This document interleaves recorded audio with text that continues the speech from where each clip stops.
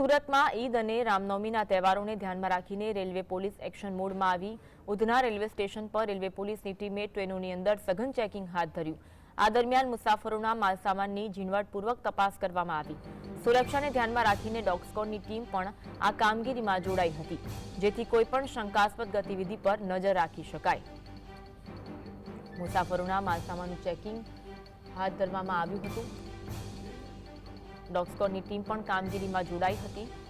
સુરતમાં રેલવે સ્ટેશનો પર એક તરફ ઈદ અને રામનવમીના ધ્યાનમાં રાખીને રેલવે પોલીસ એક્શન મોડમાં જોવા મળી રહી છે। ઉધના રેલવે સ્ટેશન પર રેલવે પોલીસની ટીમે ટ્રેનોની અંદર જઈને સઘન ચેકિંગ હાથ ધર્યું હતું। આ દરમિયાન મુસાફરોના માલસામાનની પણ ઝીણવટપૂર્વક તપાસ હાથ ધરવામાં આવી હતી। સુરક્ષાને ધ્યાનમાં રાખીને ડોગ સ્ક્વોડની ટીમ પણ આ કામગીરીમાં જોડાઈ અને કોઈપણ શંકાસ્પદ ગતિવિધિ નજરે પડશે તો કાર્યવાહી કરવામાં આવશે। आज अंगे વધુ વાત કરીશું। સમાચાર સાહિસ અમારી સાથે લાઈવ જોડાયા છે। સાહિસ, સુરતમાં ઈદ અને રામનવમીના તહેવારને લઈને રેલવે પોલીસ એક્શન મોડમાં જોવા મળી રહી છે, સઘન તપાસ થઈ રહી છે, અપડેટ જણાવશો।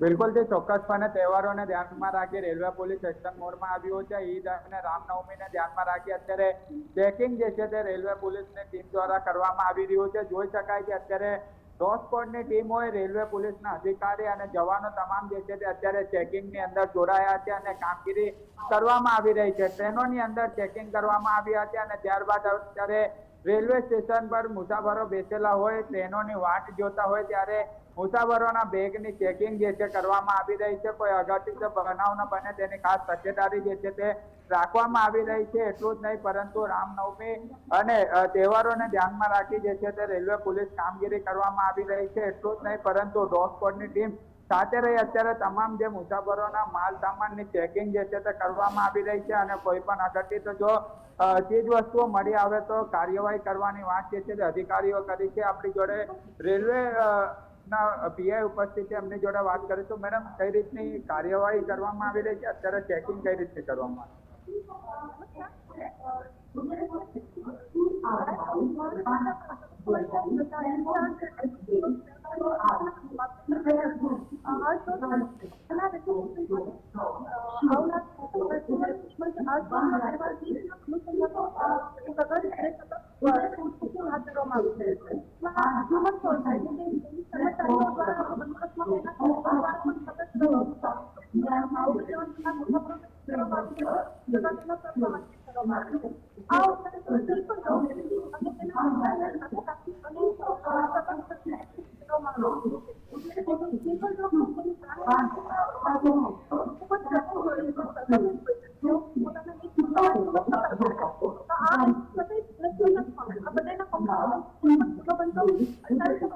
જી સાહિસ,